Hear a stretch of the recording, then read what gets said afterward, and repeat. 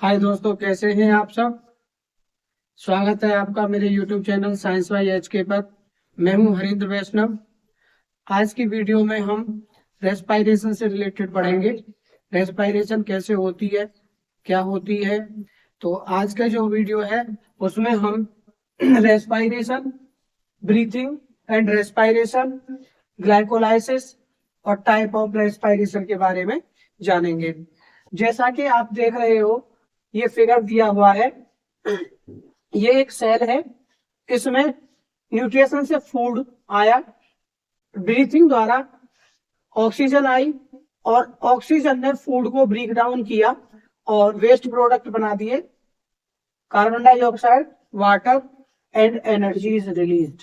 तो ये जो प्रोसेस है ये रेस्पायरेशन को निर्देशित करती है। इससे हम ये पता लगा सकते हैं कि रेस्पायरेशन होता क्या है। तो जैसे हमने पहली वीडियो में पढ़ा था कि न्यूट्रिशन है, न्यूट्रिशन में फूड डाइजेस्ट होता है और फिर सेल में एसिमिलेट हो जाता है।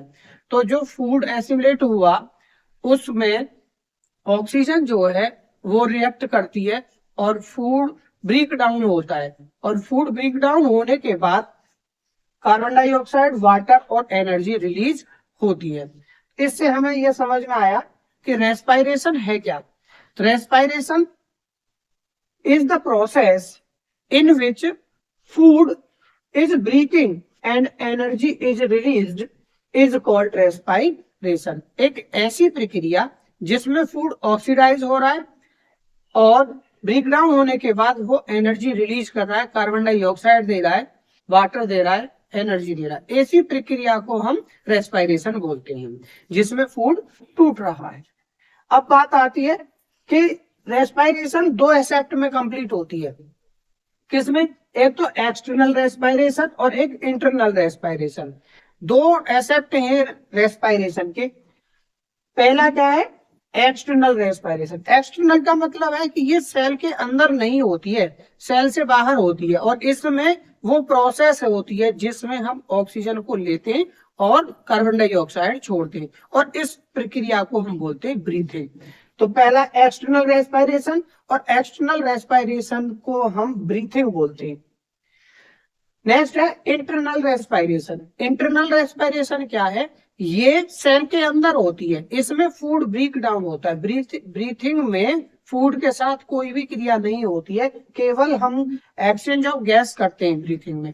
लेकिन इंटरनल रेस्पायरेशन में ये जो फूड है वो ऑक्सीडाइज होता है, ब्रेक डाउन होता है, वेस्ट प्रोडक्ट फॉर्म होते हैं, इसीलिए इसको हम सेलुलर रेस्पायरेशन भी बोलते हैं। The respiration which occurs inside the cell. और सेल में भी माइटोकॉन्ड्रिया में रेस्पायरेशन होती है। सेल में भी माइटोकॉन्ड्रिया के अंदर रेस्पायरेशन होती है। अब पढ़ते ब्रीथिंग है क्या चीज। पहला जो एस्पेक्ट था कि internal external respiration. Breathing, it is the process of inhalation and exhalation. अब ये दो वर्ड और आ गए कि इनहेलेशन क्या है और एक्सहेलेशन क्या है।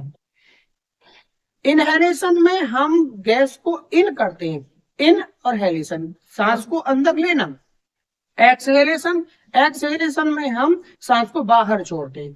तो inhalation is the process in which we take oxygen and exhalation is the process in which we remove carbon dioxide outside of the body। तो दो प्रोसेस में ब्रीथिंग कंप्लीट होती है, एक इनहेलेशन और एक एक्सहेलेशन। नेक्स्ट है सेलुलर रेस्पायरेशन। सेलुलर रेस्पायरेशन जो है it occurs inside the cell in mitochondria. Cell में भी माइटोकॉन्ड्रिया के अंदर होती है और सेल में होती है, इसीलिए इसको हम सेलुलर रेस्पायरेशन बोलते हैं। इसमें फूड क्या है? ऑक्सीडाइज होता है। इसमें सेलुलर रेस्पायरेशन में फूड ऑक्सीडाइज होता है। नेक्स्ट स्टेप है ग्लाइकोलाइसिस। क्या है ग्लाइकोलाइसिस? ग्लूकोज का ऑक्सीजन के साथ रिएक्ट कर देना, या the process in which glucose oxidize. Oxidize का मतलब है ऑक्सीजन ग्लूकोज के साथ रिएक्शन कर रही है, and pyruvic acid is form. जो प्रोडक्ट ग्लूकोज के साथ ऑक्सीजन की रिएक्शन करने के बाद फॉर्म हो रहा है उस प्रोडक्ट को हम पायरुविक एसिड बोलते हैं। और इसमें होता क्या है, जो मॉलिक्यूल्स होते हैं ग्लूकोज के वो हाफ एन अमाउंट हो जाते हैं। Pyruvic acid is called glycolysis. तो ग्लाइकोलाइसिस में क्या है, ग्लूकोज ऑक्सीडाइज हो रहा है, ऑक्सीजन इसके साथ क्रिया कर लेती है ग्लूकोज के साथ, और उस प्रोसेस को ही हम ग्लाइकोलाइसिस कहते हैं। नेक्स्ट है काइंड ऑफ रेस्पायरेशन। रेस्पायरेशन कितने प्रकार की होती है, तो वैसे तो ये रेस्पायरेशन जो है 3 प्रकार की होती है, एरोबिक रेस्पायरेशन, एनारोबिक रेस्पायरेशन और लैक ऑफ ऑक्सीजन की उपस्थिति में होने वाली।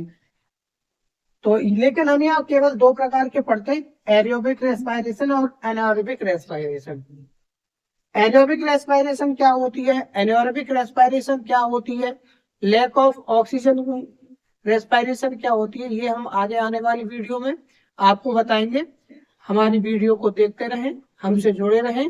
धन्यवाद।